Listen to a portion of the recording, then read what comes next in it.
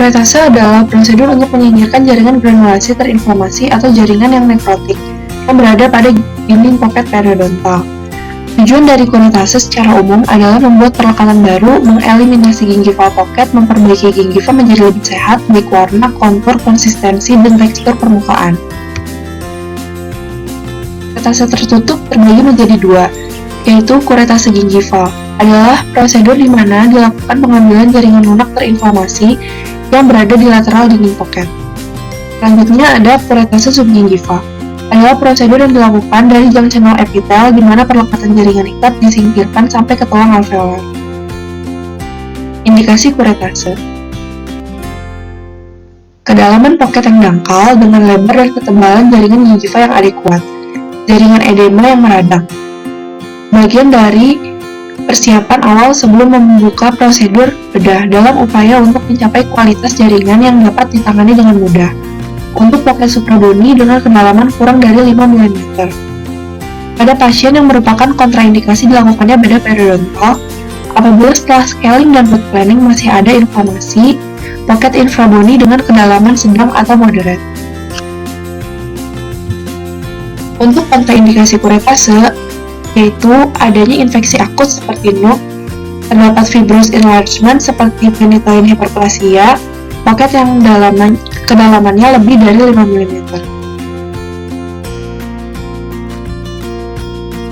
Alat dan bahan: alat pelindung seperti masker, handscoon, penutup dada, diagnostic set seperti kaca mulut, sonde, eskavator, pinset, antiseptik, larutan anestesi lokal, kuret universal. Untuk seluruh area gigi, ada dua sisi tajam membentuk sudut 90 derajat pada pantai dan melengkung ke atas atau ke samping.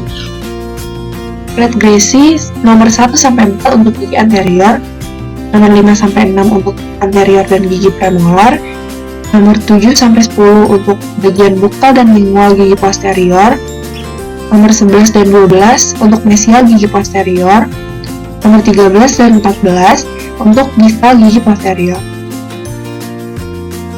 Tak lupa juga larutan salin, H2O2, dan povidone iodine untuk irigasi.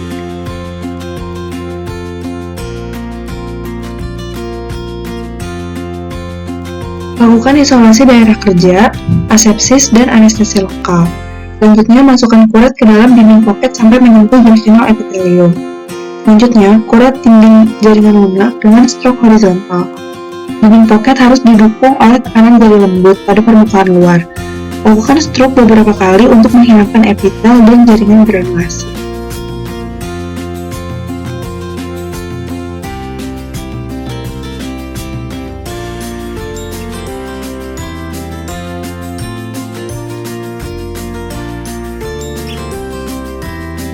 Tanda jaringan granulasi sudah terambil semua, yaitu adanya darah segar dan encer. Selanjutnya, irigasi dengan H2O2 dan povidone iodine, lalu dibilas dengan larutan salin untuk menghilangkan debris. Lalu berikan instruksi pasca prosedur, seperti menjaga kebersihan mulut, tidak makan dan minum selama 1 jam, gigi yang dikuret jangan sampai dipakai untuk mengunyah selama 1 hari, hindari makanan pedas dan asam.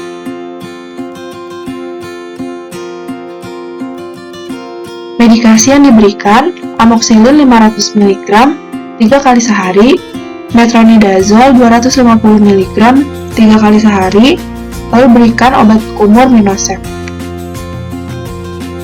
Pada fase penyembuhan, setelah 1 minggu akan terjadi penurunan margin gingiva karena gingiva masih kemerahan. Setelah 2 minggu, apabila pasien dengan kebersihan mulut yang baik, gingiva akan tampak normal.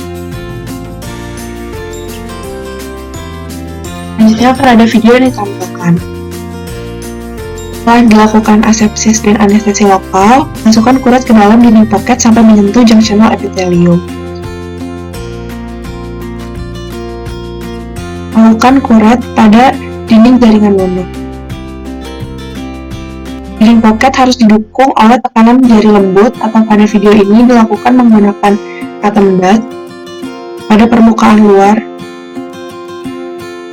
Dilakukannya stroke beberapa kali untuk menghilangkan epitel dan jaringan granulasi. Tanda jaringan granulasi sudah terambil semua, yaitu adanya darah segar dan encer.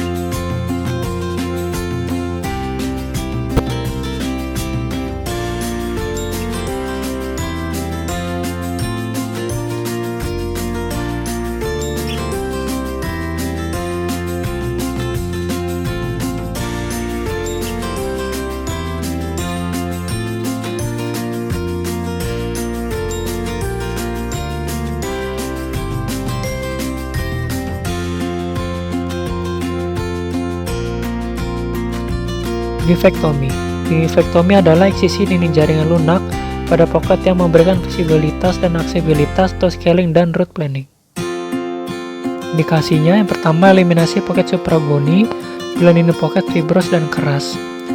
Kemudian lebih dari 4 mm dengan gingiva fibrotik dan tebal. Kemudian eliminasi pembesaran gingiva. Kemudian crown lengthening untuk retensi tambahan restoratif dan menyediakan akses ke karies subgingiva. Kemudian adanya flucation involvement tanpa kerusakan tulang, di mana ada daerah luas dari attached gingiva dan pericoronal flap. Kontraindikasinya adalah kehilangan attached gingiva, gingiva yang cekat dan sempit, pasien memiliki penyakit sistemik yang tidak terkontrol, oral hygiene yang buruk, penebalan margin tulang alveolar, dan area cervical gigi yang terekspos. Kemudian toilet dan bahan ada pocket marker, bar parker handle, scalpel atau diamond, kemudian pisau gingivectomy khusus seperti Kirkland dan Orban, kemudian kuret bedah, kuret gresi, tisu forceps, dan gunting. Untuk pertama, prosedur disinfeksi menggunakan povidone iodine atau chlorhexidine. Lalu anestesi lokal, lokal infiltrasi pada daerah gingiva dan mucobukal fold, daerah yang dilakukan gingivectomy, menggunakan lidocaine HCl 2% atau dengan anestesi blok. Kemudian mengukur kedalaman pocket dengan probe periodontal. Kemudian membuat tanda titik pendarahan atau bleeding point dengan pocket marker. Pertama dimasukkan di antara dinding pocket, kedua beak harus paralel permukaan akar, kemudian bagian tumpul pada bagian dalam pocket, kemudian bagian tajam pada gingiva bagian luar, kemudian dicepitkan, dimulai dari permukaan distal, facial, dan mesial gigi, diulangi pada permukaan lingual, dan kemudian tanda pinpoint menunjukkan kedalaman dasar pocket sebagai pedoman insisi. Kemudian lakukan insisi primer pada permukaan facial atau lingual. Kemudian insisi ada discontinuous dan continuous bentuk skala lobet. Kemudian menggunakan blade nomor 11 atau 15 atau pisau Kirkland nomor 15 atau 16. Insisi di apikal 20 mm di bawah bleeding point, dimulai pada gigi paling terakhir dari arah distal ke mesial. External bevel incision dengan sudut 45 derajat terhadap permukaan gigi. Dalam arah apikokoronal, bevel diarahkan ke koronal di antara dasar pocket dan alveolar crest. Lalu blade harus melewati seluruh jaringan ke gigi dalam atas arah koronal. Lalu insisi harus sedekat mungkin dengan tulang tanpa mengekspos tulang, sehingga dapat menghilangkan jaringan lunak koronal ke tulang. Insisi sekunder. Bila insisi primer sudah selesai dilakukan pada aspek facial dan lingual, lalu insisi sekunder pada interdental, kemudian menggunakan pisau Orban nomor 1 atau 2 diposisikan dengan sudut 45 untuk membebaskan jaringan lunak interproksimal atau interdental papilla. Lakukan juga irigasi dengan larutan salin normal untuk membersihkan separtikel jaringan. Lalu kontrol pendarahan menggunakan kain kasa steril, diletakkan di daerah interdental dan ditekan sekitar 5 menit hingga berhenti.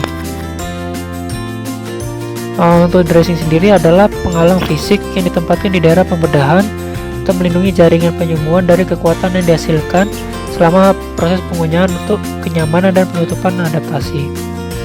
Lalu mengaplikasikan periodontal pack untuk melindungi luka bekas insisi selama masa penyembuhan, dibiarkan selama 10-14 hari.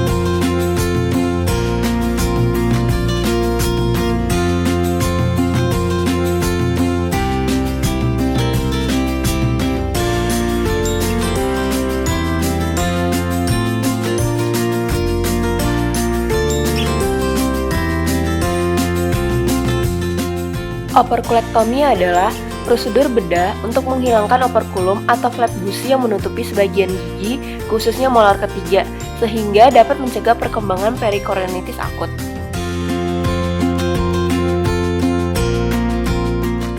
Indikasinya yang pertama erupsi sempurna, yaitu bagian dari gigi terletak pada ketinggian yang sama pada garis oklusal. 2. Ada ruang yang tersedia untuk erupsi molar 3. 3. Pasien tidak ingin melakukan ekstraksi gigi. Kontraindikasi yang pertama erupsi gigi horizontal saat difoto posisi gigi miring. Kedua, erupsi tegak tetapi erupsi belum sempurna karena tertutup tulang. Alat dan bahan yang pertama ada masker, handscoon, alat standar, periodontal probe, larutan anestesi, skalpel, pinset chirurgis, kasa, benang dan jarum bedah.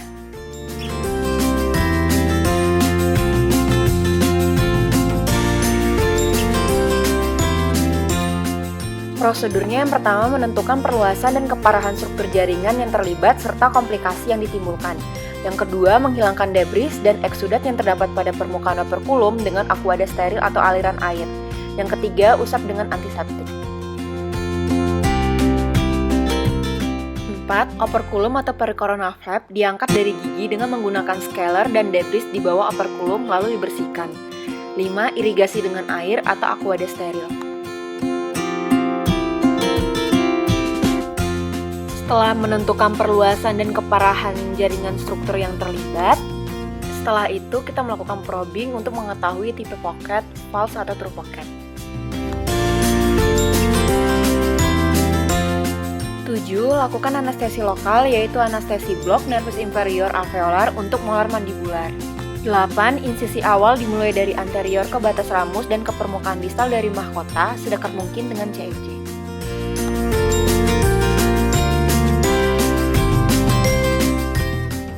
9. Lakukan eksisi dengan memotong jaringan gingiva yang menutupi permukaan gigi, jaringan di bawah M3 lalu dipotong dan disuction.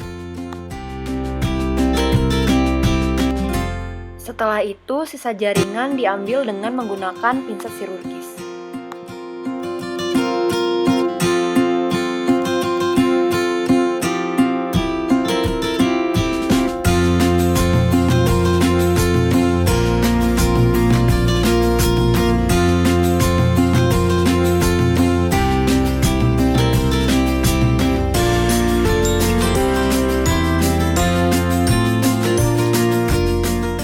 Selanjutnya, melakukan pemeriksaan ulang kembali pada jaringan dengan menggunakan eskavator. 12. Daerah operasi dibersihkan dengan menggunakan kasa steril.